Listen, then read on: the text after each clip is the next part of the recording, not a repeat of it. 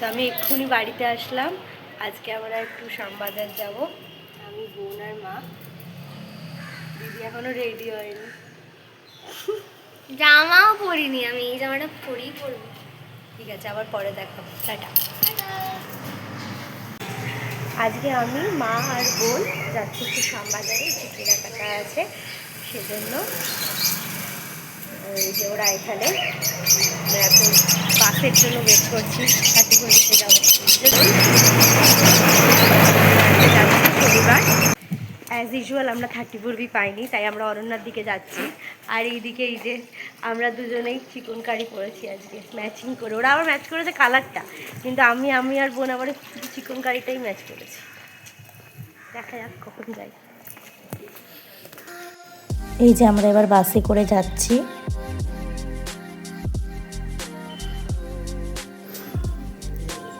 এই যে আমরা এবার এসে গেছি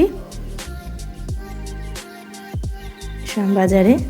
কত মানে এখন আমরা যেহেতু বিকালবেলা এসেছি, সেরকম ভিড় ছিল না, বাট তারপর যত সময় গেছে ভালোই ভিড় হয়েছিল। এই যে আমি এই কাওয়াইটা নিয়েছি, টেবিল ক্লথটা।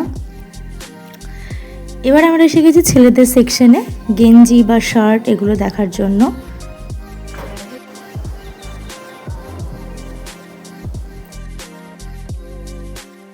এখানে একটু সাইজ আর কোয়ালিটিটা দেখে নিলে কিন্তু জিনিসপত্র খুব একটা খারাপ হয় না, বেশ ভালোই হয়। আমি ছোট থেকে এখানে কেনাকাটা করছি, কিন্তু মাপটা দেখে নিতে হবে। এই যে কত রকমের ব্লাউজের ডিজাইন দেখুন।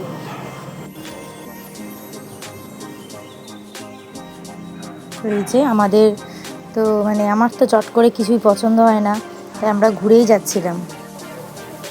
এই যে সমস্ত কুর্তি, ছোট ছোট শর্ট কুর্তি সবই 150 টাকা। আর আমি এই যে গেঞ্জিটা কিনছিলাম, কিন্তু আমি মাপ নিয়ে গেছিলাম বাড়ি থেকে, কারণ বললাম যে এদের মাপ কিন্তু ঠিক হয় না, তাই আপনারা দেখে বুঝে যদি নিতে পারেন তাহলে ঠিকই থাকবে।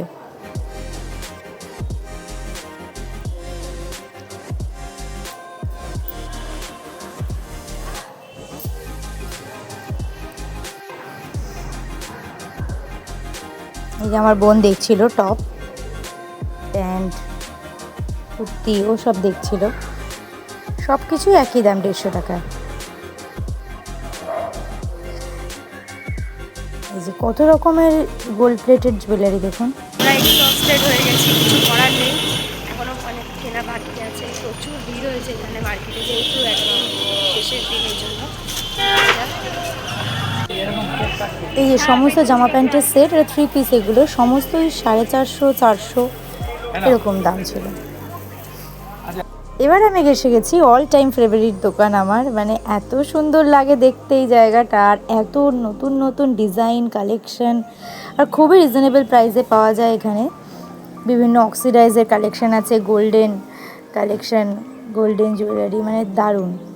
শ্যামবাজারে আসলে এই জায়গাটাতে তো আসতেই হয়। এই যে এবার হচ্ছে নানা রকমের ক্লিপের মার্কেট, মানে কত রকমের ভ্যারাইটি অফ ক্লিপ আছে দেখুন, বিভিন্ন ডিজাইনের কাপ, ক্লিপ।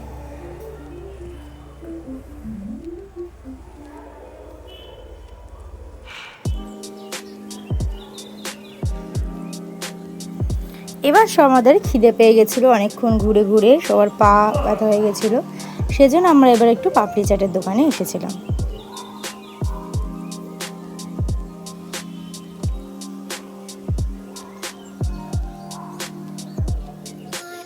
এই পাপড়ি চাটের দোকানটা ঠিক বাজার কলকাতার পাশেই, নতুন যেটা হয়েছে।